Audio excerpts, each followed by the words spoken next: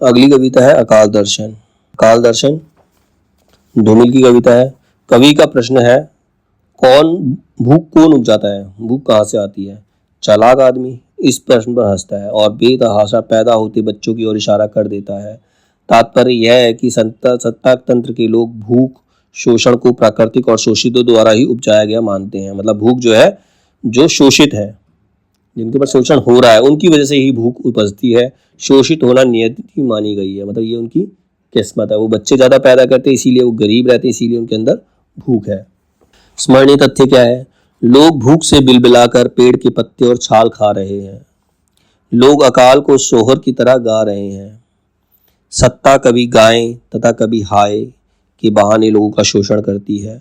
गाय मतलब धर्म, हाय मतलब बाहरी विपदा, मतलब अलग अलग तरीके से सत्ता उनके ऊपर शोषण करती ही है। अकाल दर्शन की महत्वपूर्ण काव्य पंक्तियां क्या क्या है?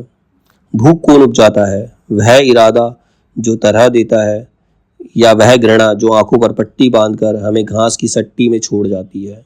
मतलब भूख किस वजह से होती है? हमारा इरादा, या जो हमारे मन की नफरत है उसकी वजह से। मैंने उसका हाथ पकड़ते हुए कहा, बच्चे तो बेकारी के दिनों की बरकत है। इससे वे भी सहमत हैं जो हमारी हालत पर तरस खाकर खाने के लिए रसद देते हैं। उनका कहना है कि बच्चे हमें बसंत बुनने में मदद देते हैं। कहते बच्चे भूख का कारण नहीं है, ये बेकारी के दिनों में हमारी बरकत है, ये बेकारी के दिनों में हमें काम आते हैं। ठीक है, उनका कहना जो है कि जो बच्चे हैं वो हमें अपना बसंत बनाने में मदद करते हैं। मगर उस चालाक आदमी ने मेरी किसी बात का उत्तर नहीं दिया और हंसता रहा, हंसता रहा, हंसता रहा।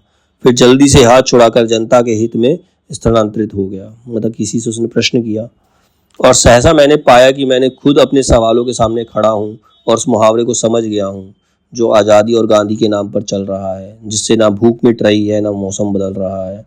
अचानक उसे लगा कि वो अपने सवालों का जवाब खुद ही दे सकता है। और वो जो मुहावरे चल रहे हैं आज़ादी के बाद, जो भी मुहावरे चल रहे हैं, उससे कोई फ़ायदा नहीं हो रहा है। ना तो भूख ही मिट रही है, ना मौसम ही बदल रहे हैं। अक्सर वे मुझे अपराध के असली मुकाम पर उंगली रखने से मना करते हैं, जिनका आधे से ज़्यादा शरीर भेड़ियों ने खा लिया है। वे इस जंगल की सराहना करते हैं।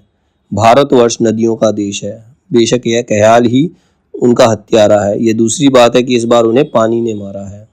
तो कह रहे हैं अक्सर वे मुझे उस अपराध पर उंगली रखने से मना कर देते हैं। मतलब जहाँ अपराध हो रहा है वहाँ पर उंगली रखने से मना कर देते हैं।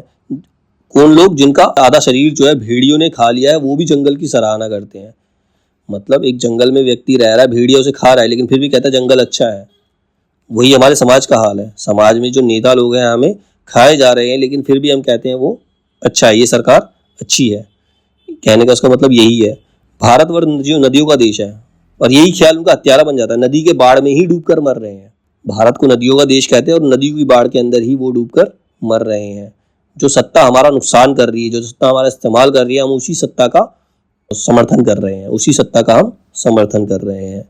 यहाँ कौन सा प्रजातांत्रिक नुस्खा है कि जिस उम्र में मेरी माँ का चेहरा जुर्रियों की जोली बन गया है, उसी उम्र में मेरे पड़ोस की महिला के चेहरे पर मेरी प्रेमिका के चेहरे सा लोच है। मतलब वही है ना, गरीब और अमीर का अंतर है यहाँ पर।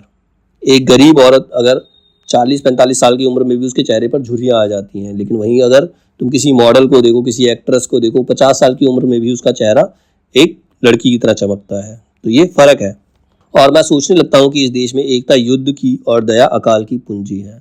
एकता से युद्ध होता है और तुम दया करोगे तो तुम्हारे पास अकाल ही आ जाएगा। दया से कुछ भी हासिल नहीं किया जा सकता।